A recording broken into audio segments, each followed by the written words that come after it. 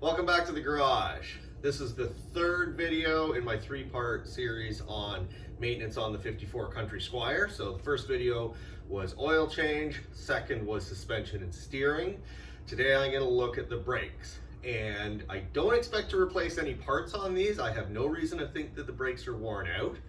But I don't know because I can't see the brake pads or the brake shoes without taking the wheels off and actually having a look. And brakes are one of the most important things on your car, so it's something that you should be inspecting regularly. The only thing I plan for sure to change is the brake fluid. And I know there's people out there that say, I haven't changed the brake fluid in my car in 20 years and it's been no problem.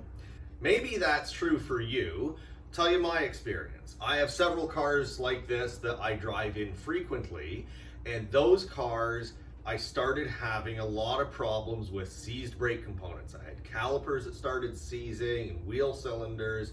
I also had brake lines start to rust out on some of them. And the problem with brake fluid is it will absorb water. So what I started doing is regularly changing my brake fluid. Every 2, 3, 5 years, depending on the car. And since I started doing that, those problems have pretty well gone away. It cost me about $15 in brake fluid to change the fluid. That's with like a whole liter and putting the whole liter through. So it's all flushed out, all fresh fluid. That's cheaper than a wheel cylinder. That's definitely cheaper than any caliper I can buy.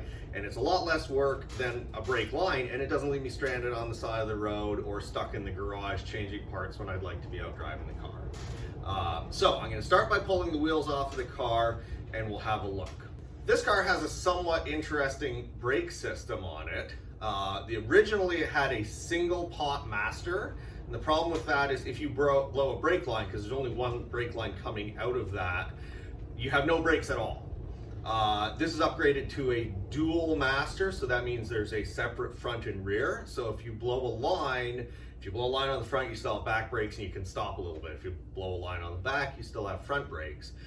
That's off of a early 80s like 1-ton Ford pickup truck. That was just the size that worked out. The booster is off of a 93 Mustang Cobra, so like a Fox body, but the bigger boosters. For those of you with Fox bodies, you'll know what I'm talking about. That booster just fit perfectly on this car. And the front brakes are a kit that I found that uses Lincoln Town Car rotors. So I kept the stock size wheel bolt pattern, and it uses like early 90s Chevy pickup truck calipers. I hate putting Chevy parts on this Ford, but hey, they're cheap and available, easy to come by, and they work really well. So this car stops fantastic. The rear brakes are still stock, but as you see me working on the car today, if you're looking at parts and saying that clearly doesn't look like 1954, that's what this car is made of. And that's the essence of hot rodding to me, is taking the parts that are available and are better than what came on the car and putting them on in a way that's going to work well for you. This car has hot rod brakes. It's got a little bit of a hot rod engine because it's got a 57 Thunderbird engine in it. To me, that's the essence of hot rodding.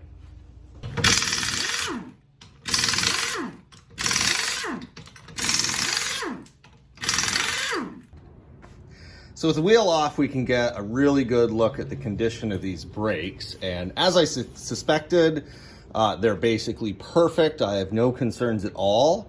But I'm glad I took the wheels off, and I know that for sure. I might do a couple of long road trips in this car, and I need to be able to stop. So the things I'm looking at is, obviously I'm looking at the surface of the rotors. I'm not going to touch that because that needs to be clean. If you get grease on that, that's going to interfere with the pads being able to stop the car. But the surface there, it actually looks so new. You can still see from when it was machined, when this rotor was brand new. It's very low miles on this. So I want to look at the condition of my brake pads. They look great, like brand new. Very low miles on this car, but if this seizes, these will get used up really fast. So the part in here, this is the friction material. There's lots of that. I don't see any cracking or anything there.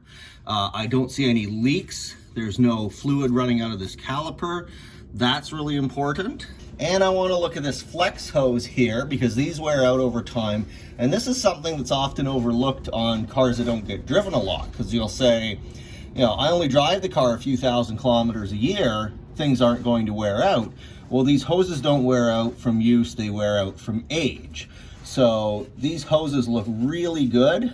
They often crack right where they go into this metal part, so have a look at those. They look fine. Looks good down here. I don't see any cracking, doesn't look like it's been strained. So on this front wheel, I have no concerns. There's nothing I need to do except for bleed the brakes. Let's have a look at the back one, and then I'll do the same on the other side of the car. You might be wondering why there's duct tape around here. I had a problem on this car with it throwing hubcaps off. And the duct tape sort of just gives it the little tabs on the back of the hubcap here, something to grip into. And since I did that, I haven't lost any more hubcaps.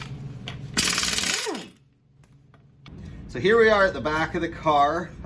This is a drum brake, so this is original 1954 stuff. Drum should come off fairly easily. That's good. So the first thing I always look at is I look inside. There's a little bit of glazing in here, but it's not really rusty or pitted on the friction surface. The friction surface is this outside part. You don't really have to worry about in here. If these get really hot, they can actually crack. So put your eyes on that. But the other thing I'm looking for is an indication that there's fluid. So either brake fluid leaking in here through the wheel cylinder, or gear lube leaking through the axle seal, which has come out here and contaminate these shoes. This looks fine, no worries there. The friction material looks fine. There's lots of it. It's almost a 1/4 inch thick there. So the other thing I want to look at is all of this mechanism. So the springs, they're all where they need to be. None of them are broken. I didn't have pieces of spring fall out when I took the drum off. This adjuster here is free and moving. Yeah, that's okay. The way the drum came off, I'm happy with that. If the drum is really loose, that needs to be tightened up a little bit. If you can't get the drum off, that usually means it's a little bit too tight, but I'm fine with that. So everything looks good here. If the other side is good, all I have to do again is bleed the brakes. Now, important to note, there's brake dust in here. Old cars, years ago, there was asbestos in some of the brake shoes and brake pads that they sold. New ones, you don't have to necessarily worry about asbestos, but there might be other bad things in there. So don't go get your air hose and blow all of this dust out thinking that that's good. It might be okay for the brakes, but it might be really bad for you. So the last thing to do on the brakes is to change the brake fluid or bleed the brake fluid. And the reason it's called bleeding is the procedure is you basically drain the fluid out the bottom through what are called bleeder screws on the calipers and on the wheel cylinders at the back and replace it with fresh fluid from the top. Different from an oil change, right, where you drain all the old oil out and then put new oil in. So there's 4 common ways to do brake fluid. The most common, I think, is probably the pumping method with 2 people, where one person's pumping the brakes and the other person's opening and closing the bleeders. That works well if you've got 2 people. To do it by yourself, another way is to use a jar. So you have a jar of fluid on the floor with a little hose going up to your bleeder, and then you can pump the brakes. And when you release the brake pedal, that jar has fluid in it so it doesn't suck air back into the system through the open bleeders.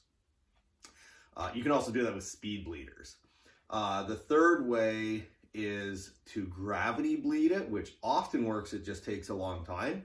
Great way to have a few beers in the garage. Open a bleeder, let it drip, sit there and have a beer, top up fluid regularly. That works if you've got the time.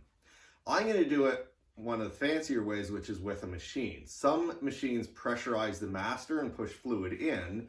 Mine is a vacuum machine. So this creates a vacuum. You hook it up to the air compressor and it sucks air in through this little hose, and you connect this onto the bleeders. So with the master cylinder open and full of fluid, this pulls fluid through the system. That way, as long as you don't let the master get empty, you maintain a good brake pedal. Now, I don't want to bother spending the time to suck all the old fluid that's in there out. So the first thing I'm going to do is suck as much as I can out of the master with the turkey baster.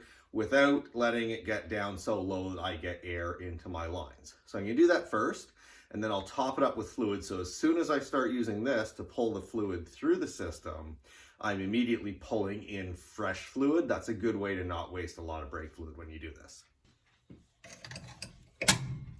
So something to be aware of is that brake fluid will eat paint. So always have rags available. You don't want to spill this on anything.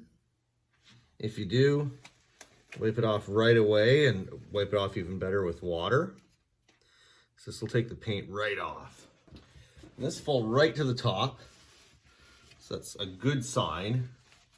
The fluid doesn't look terrible, but this stuff does get worn out over time.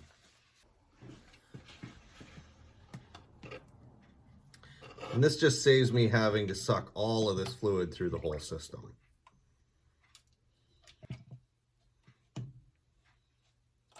So I'm not going all the way to the bottom on this.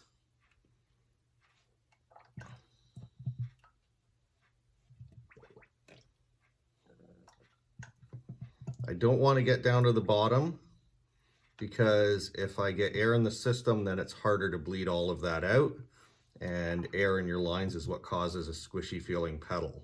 So you see this fluid that I took out, it's pretty brown. Fluid when it's fresh is clear. We want clear fluid, we don't want this brown stuff. So once we bleed it through and flush the system with new fluid, it'll be nice and clear again, good for a few more years. Make sure you don't leave this out where someone might mistake that for something they'd want to drink. It's going to go right in with my fluids for recycling.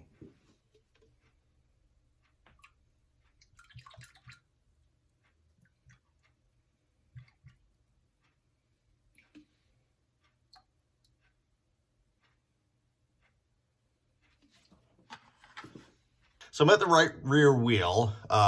This is a habit that I picked up. I always start at the wheel farthest from the master cylinder. In this case, that's not as important because we don't have air in the system. We haven't replaced any components.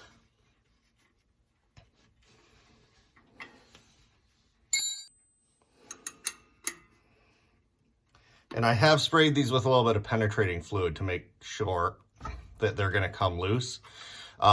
These have a hole through the center of them, so they're easy to break off. They're not very strong, and they're in an environment on the car where they're going to get a lot of dirt and things on them and water, so they will seize in there sometimes. So I put my end of the hose on here, connect my air, turn on the power bleeder, and open the bleeder.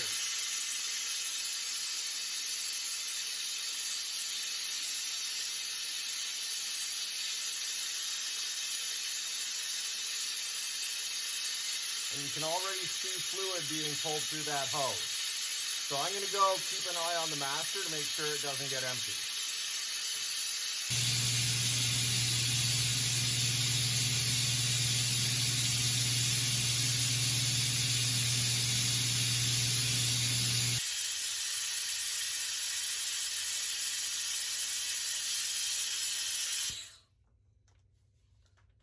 Okay, so I've bled this as much as I want to. I got nice clear fluid coming out of it. Now I snug up this bleeder. Doesn't have to be really crazy tight, just snug. Now we'll go over and do the other side.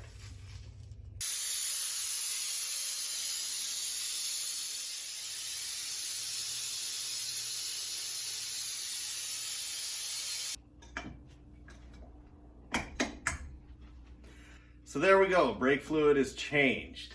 So that concludes my maintenance on the car for this year. We've changed the oil, we've inspected and checked all of the suspension and steering, front and rear, checked the differential, made sure all of our important fluids are topped up. You didn't see me touch the transmission because the car has to be running for that. So as soon as I fire this thing up with the door open, I'll check that.